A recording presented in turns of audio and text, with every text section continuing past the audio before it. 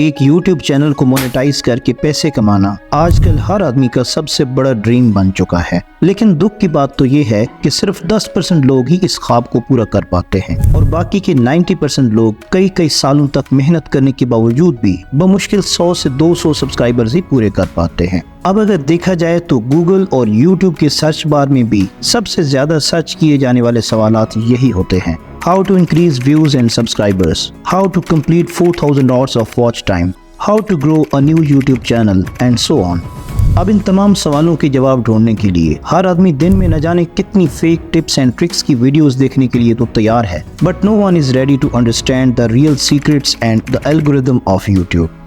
अगर तुम भी हमेशा यही सोचते हो कि बड़े यूट्यूबर्स के पास तो कुछ स्पेशल टिप्स एंड ट्रिक्स या हैक्स होते हैं कि जिनकी वजह से उनकी वीडियोस पर रातों रात हजारों लाखों व्यूज आ जाते हैं, तो मेरे दोस्त दिस इज टोटली रॉन्ग। फर्क सिर्फ इतना है दोस्तों कि हम सिर्फ यूट्यूब स्टूडियो में एनालिटिक्स को जस्ट एक रिपोर्ट कार्ड की तरह चेक करने आते हैं कि कितने व्यूज आए और कितने सब्सक्राइबर्स बढ़े, और फिर रिजल्ट्स देखकर फेड अप हो जाते हैं और यूट्यूब क्विट कर देते हैं। बट ये कोई नहीं जानना चाहता कि यूट्यूब हमसे क्या चाहता है, ऑडियंस क्या चाहती है, और ये कि हम कौन सी मिस्टेक्स कर रहे हैं कि जिनकी वजह से हमारा चैनल ग्रो नहीं कर रहा। तो आइए दोस्तों, आज इस छोटी सी वीडियो में यूट्यूब के एल्गोरिदम को रिवील करते हैं और जानते हैं उन हैक्स के बारे में जिन्हें बड़े यूट्यूबर्स यूज करके अपनी हर वीडियो पर लाखों व्यूज लाते हैं। वैसे तो YouTube एनालिटिक्स और वीडियो की बेसिक पैकेजिंग के बहुत से ऐसे फैक्टर्स हैं जो YouTube पर व्यूज लाने के रिस्पॉन्सिबल होते हैं। फॉर एग्जांपल वीडियो की SEO, title, description, tags, thumbnail, video impressions, CTR, audience retention and so on.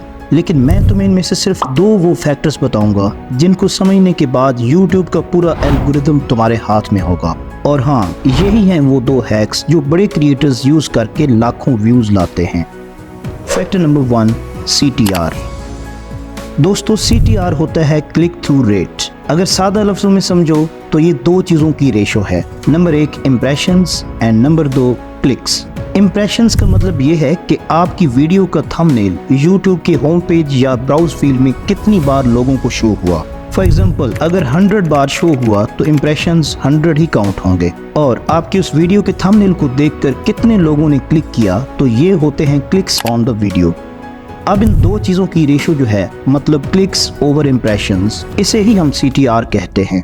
Assume कि YouTube ने आपकी वीडियो को 100 लोगों को दिखाया और उस पर 12 लोगों ने क्लिक किया तो CTR 12% माना जाएगा, और अगर 1000 इम्प्रेशंस पर 170 क्लिक्स आते हैं तो CTR होगा 17%। अब ये CTR जितना ज्यादा होगा उतना ही YouTube आगे इम्प्रेशंस बढ़ाता जाएगा एंड अल्टीमेटली उसी रेशियो के साथ व्यूज भी बढ़ते चले जाएंगे। अब सवाल आता है कि ज्यादा व्यूज के लिए ये CTR कितना होना चाहिए। तो दोस्तों, इसके लिए YouTube ने कोई फिक्स नंबर तो दिया नहीं कि इतना CTR होगा तो वीडियो वायरल होगी। फिर भी कोशिश करो कि CTR 10% से 15% होना चाहिए, जिससे चांसेस बहुत हाई रहते हैं आपकी वीडियो के वायरल होने के। बाकी वो जैसे आपने कहावत तो सुनी ही होगी कि जितना गुड़ उतना मीठा, मतलब ये कि जितना CTR हाई होगा उतना ही वीडियो पर व्यूज भी ज्यादा होंगे। अब आप सोचेंगे कि ये CTR किस पर डिपेंड करता है, तो इसका जवाब भी आपको खुद पता होना चाहिए, मतलब thumbnail of the video. Friends, as you know that first impression is the last impression. आपकी वीडियो का फर्स्ट इंप्रेशन होता ही थंबनेल है। अगर आपका थंबनेल ही अच्छा नहीं है तो लोग उस पे क्लिक नहीं करने वाले। अब उस वीडियो पर तुम्हारी दिन रात की गई मेहनत तो गई पानी में, क्योंकि जब तक वीडियो पर क्लिक ही कोई नहीं करेगा तो देखेगा कैसे। सो दोस्तों, अगर तुमने वीडियो पर अच्छी मेहनत करके YouTube पर अपलोड कर दिया बट 1-2 दिन गुजरने के बाद भी अगर उस पर कोई खास व्यूज नहीं आए तो समझ जाओ कि तुम्हारा थंबनेल अट्रैक्टिव एंड क्लिकेबल नहीं है, and so you need to change it instantly.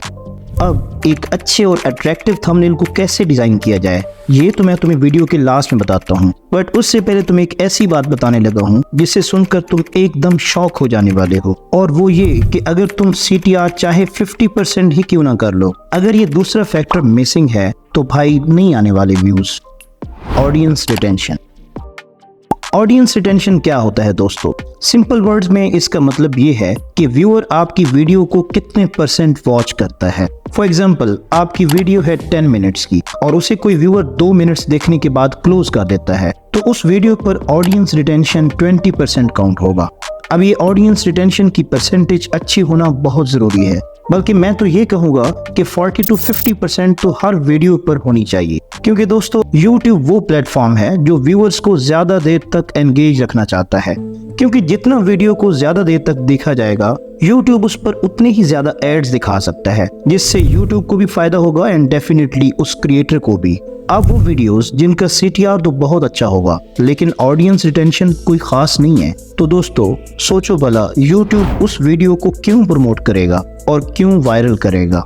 So it is crucial to improve audience retention in order to boost up views on the video।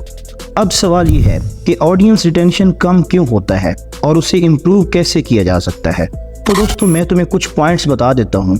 अगर तुम इन पॉइंट्स को तवज्जो से सुन लेते हो और अपनी नेक्स्ट वीडियो में इम्प्लीमेंट करते हो तो हाई ऑडियंस रिटेंशन और व्यूज की गारंटी मेरी। Point number 1, intro hook.